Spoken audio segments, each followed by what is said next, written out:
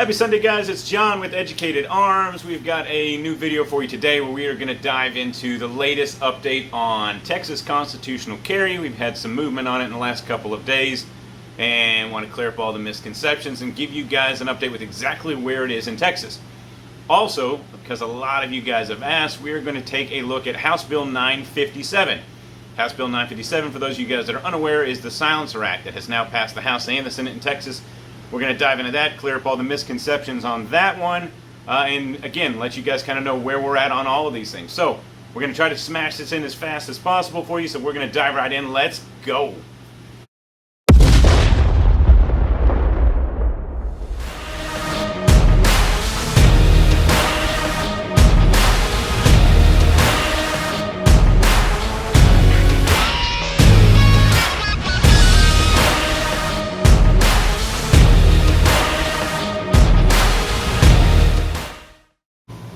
Hey guys, welcome back. Thanks for joining us today. It is Sunday, May 23rd, and as I previously stated, we are going to dive into, on this section, constitutional carry, where we're at on it. Before I dive into that, I just want to ask you guys to please give us a follow on all the socials, Facebook and Instagram at Educated Arms. Subscribe to our YouTube channel, youtube.com/educatedarms. When we hit 1,000 subscribers over there, we're giving away 1,000 rounds of ammo.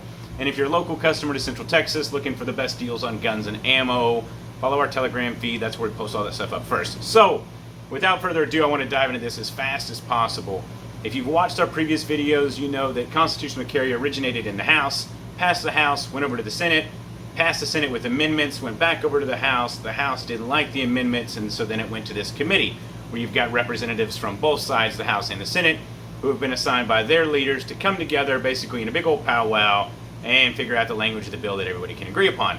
Now, this committee was housed by some very strong 2A people on both sides, and we actually had a chance to sit down and chat with one of these guys anonymously in the last 24 hours here to get some additional feedback and information on all this stuff. And they finally released the actual final language of the bill this morning, which I spent a lot of the morning diving through and reading to be able to provide you guys with this video. So, here's where we're at as of now. It has passed committee. It will still have to go back to the House and the Senate for a final vote this next week. Once something has passed committee, it is very, very, very seldom that it will not pass both the House and the Senate. That's the whole point of the committee, is for these guys to get together, hash out their differences, and basically come up with a final language of the bill. So, if you watched our last video, we kind of went over some of the amendments that the Senate proposed, and I will tell you that almost every single one of those things are not in here. So I've got my notes pulled up over here, and we're going to kind of just dive through the hot points of this. I am going to put in the description on this on our YouTube channel, I will put a link to where you can read this entire document if you want to, as it is today, and it will include who voted yay and nay and everything else on it. So, without further ado, the first thing I'm going to dive into is, if you have your concealed carry permit in Texas now, you know that if you go to enter a secure area of a police department, and that police department has the proper signage and has lockers there, that you may not enter the secure portion of that police department without first distributing your handgun into one of their secure lockers.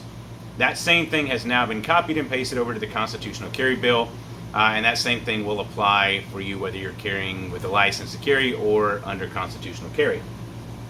Also, in this newest version of it here, there's an annual report that has to be put together and delivered to the governor and lieutenant governor, as well as all the members of the House and the Senate, basically kind of updating them on how many applications for license to carries have occurred over the last year, and a bunch of other stuff. And this will go on until 2028, I believe, is the date on that one. So just some small stuff there. One of the big amendments that we had kind of been big on, and one of the amendments had removed it from the Senate side and the House had put it in, was the LEO, so police officers' restriction on stopping you just if you were carrying alone. And that made it into the final bill, meaning this: if you're carrying under constitutional carry and you're wandering down the street somewhere, or you're walking into Walmart, a police officer sees that you have a gun, whether he sees that you're openly carrying it or maybe you're concealed carrying it and your shirt came up a little bit, that police officer cannot stop you based on that alone and inquire as to why you're carrying or how you are carrying, etc. There are a lot of police officers that support this as well. I know there's a lot of people going, oh yeah, the cops can't stop me.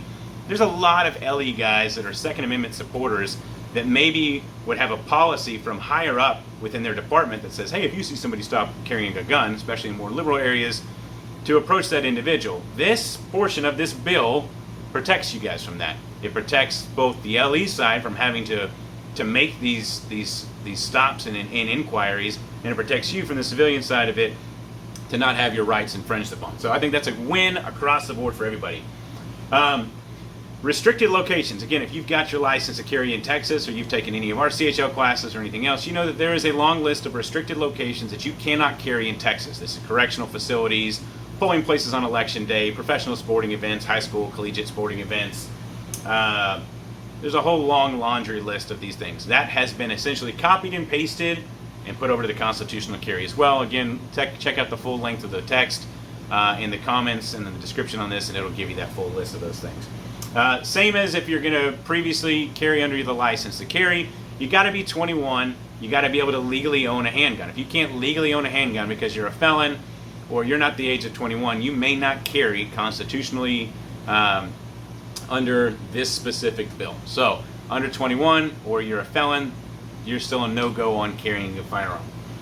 51% signs. So if you guys go out, if you've taken our class, or maybe you've been out to a bar, you have seen a 51% sign that is provided by the TABC. What that sign states is that 51% of their revenue, of that business's revenue, is generated from the on-site consumption of alcoholic beverages, meaning it is a bar and 51% of their money at the end of the year is made from basically selling drinks. These locations are still restricted from you carrying a handgun at, whether you have constitutional carry or you're carrying under your license to carry. Again, they've copied and pasted that portion of the law, pasted it over to the new one as well. The one thing I will tell you that I wish they would have put into this bill that is not in this bill is there is no, if you've got your license now, you know 30-06 sign, that is a very specific verbiage, and you know that if you see that sign, you can't carry concealed. The same thing with the 30-07 sign. If you see a 30-07 sign, again, verbiage is very, very precise, even to the size of the letters they must use on these signs that says, hey, you can't carry openly in this location. They did not provide in this bill, as I read it, a way for private business, well, not a way, but they did not provide guidance for a private entity or private business owners on how, a verbiage of how they can restrict individuals from using or from carrying their firearms under this constitutional carry bill. Meaning, somebody could presumably slap up a no guns allowed sign, and while that wouldn't apply to those who are carrying under a license to carry, it could technically apply to those who are carrying under the constitutional carry clause. Now, it does say in the bill, if the actor is unable to reasonably understand the notice, that they then must receive oral communication from the owner or somebody who has the authority to speak on the owner, telling them like, hey guys, we don't allow guns here, you need to exit the premises. And if at that point you don't exit the premises, then they can call the police and you can be cited. Now, that does not apply for those restricted places. So schools, sporting events, amusement parks, polling places on election day, secure areas and airports, those are restricted places, and they do not have to give you any kind of a warning. That's just you get your butt in trouble if you're got there. So I do think that they could have added that verbiage to the bill, and maybe we'll see something come down the pipeline at a later date where that'll help clarify that, but that's not in there as of today. One last final note on this is that in the constitutional carry bill, they did remove the term shoulder or belt holster and replaced it with just holster. Now that seems silly, and people who may be watching this and are not from Texas are going, what? What's that mean? In Texas penal codes and Texas laws, there's been this whole back and forth argument about what is a proper holster, and there was even a definition of it into the penal code previously as to you must carry on or about your person in a shoulder or belt holster. They have removed the terms shoulder and belt and or belt, and it just says holster. So you can carry on or about your person as long as the firearm is in a holster. If you guys have followed any of the other back and forth shenanigans, you know this is a pretty good thing for us, and it does help clear the way on some of the misconceptions and things that could happen. So that's it on constitutional carry. As long as it passes everything this week and it gets signed by the governor, this will kick into effect September 1st. It does not go into effect until September 1st. So that's it. If you've got questions on constitutional carry, fire them off in the comments below. Let us know. We'll try to help you out and answer your questions as best as possible. This next section, we're going to be taking a look at the Texas Silencer Act. Some of you guys didn't even know this thing went. It passed the House, it passed the Senate, and this next section here, we're going to take a better look at what this actually means and go from there. Thanks, guys. Stay safe. Hey guys, welcome back. Thanks for joining me. In this section, we are going to go over the Texas Silencer Act. This is House Bill 957. As of yesterday, it has passed the Texas House, and it has passed the Texas Senate, and it is on its way to the governor's desk to be signed into law. Now, there is a lot, and by a lot, I mean a lot of confusion on what this bill does and what this bill doesn't do. Essentially, in a nutshell, this bill removes silencers and or suppressors, whatever you want to call them, from being a restricted item in Texas. So it basically says that under Texas law, currently there is a Texas penal code that says that a silencer or suppressor is illegal to possess outside of the federal regulations that are in place. What it does is it basically null and voids that state law. Now, the federal law obviously still stays on the books, okay? So that's point one, is that we have eliminated the state law regulating suppressors at a state level, and they're basically leaving it to the feds at that point. Also in this law, it states that a suppressor made in Texas using Texas sourced materials that never leaves Texas does not fall under federal law.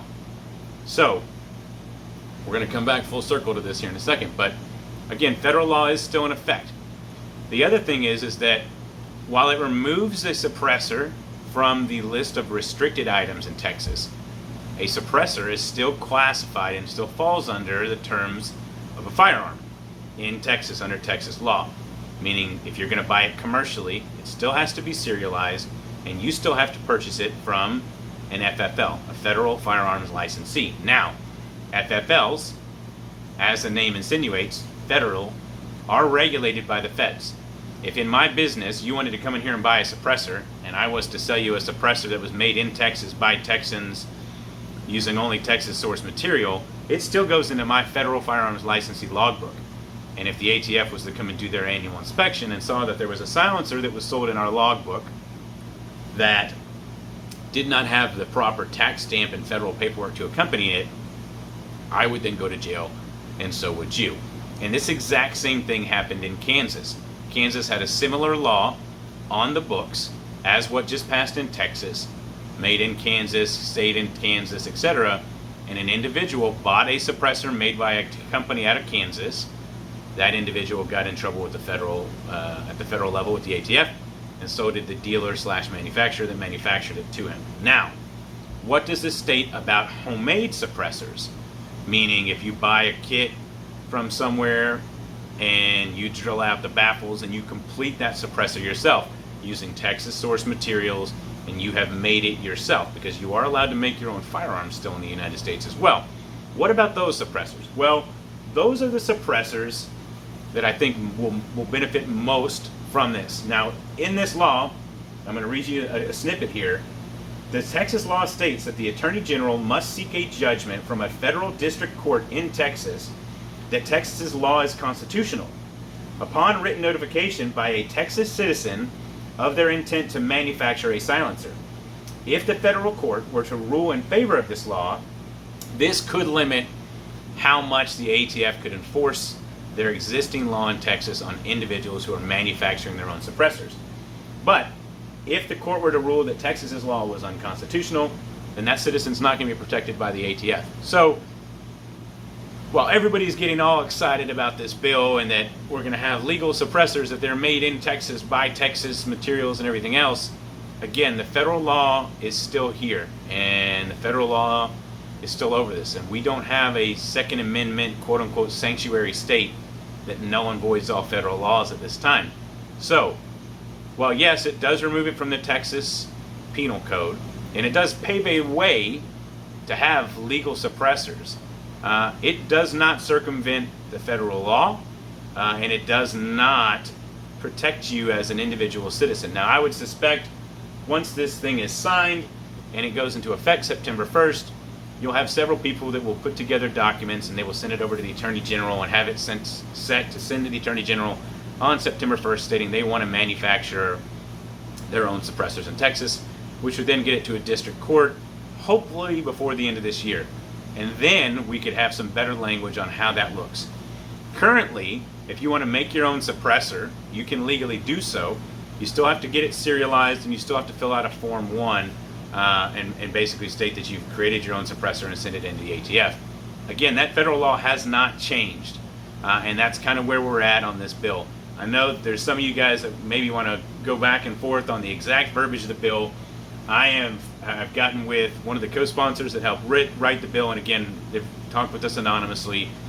We've gone through the language of the bill, and we've also gone through a couple of the other big silencer kind of companies out there and the feedback that they're providing, and that's where everybody kind of stands across the board on this as of right now. So, again, guys, the hope is that this paves the way for Texas-made suppressors to be legal in Texas for Texas citizens, and we hope that we get to that point very soon. But as of right now, this bill doesn't do a whole lot to protect you just yet, but it is paving the way. So that's all we've got for you guys today. Make sure you are following us on all the socials. Subscribe to the YouTube, youtube.com/educatedarms. Again, if you're local, subscribe to our Telegram feed for the best deals on guns and ammo around. That's where we post everything up first. Stay safe, guys, and until next time, we'll catch you later. Thank you.